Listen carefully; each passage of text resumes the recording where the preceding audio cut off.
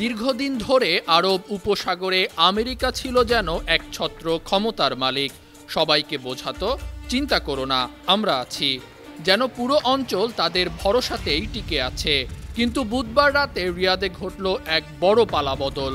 এমন এক চুক্তি সই হলো যা আমেরিকার সেই দাপটকে প্রশ্নের মুখে দাঁড় করিয়ে দিল। সৌদি ক্রাউন প্রিন্স মোহাম্মদ বিন সালমান আর পাকিস্তানের প্রধানমন্ত্রী শেহবাজ শরীফ স্বাক্ষর করেছেন কৌশলগত প্রতিরক্ষা চুক্তি। শর্ত খুবই স্পষ্ট, যে কোনো এক দেশের ওপর আক্রমণ মানে দুই দেশের ওপর আক্রমণ। অর্থাৎ কেউ সৌদির দিকে হাত বাড়ালে সেটা পাকিস্তানের বিরুদ্ধেও যুদ্ধ ঘোষণার সমান।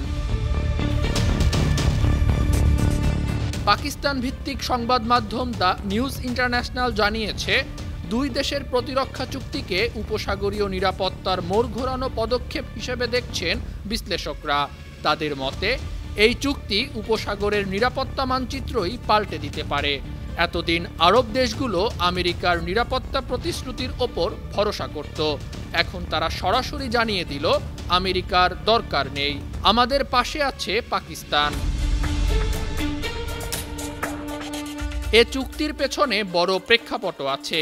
উপসাগরে ইরানের বাড়তে থাকা প্রভাব, ইয়েমেন যুদ্ধ আর আমেরিকার ক্রমশ অনিশ্চিত অবস্থান, সব মিলিয়েই বিকল্প খুঁজছিল সৌদি আরব।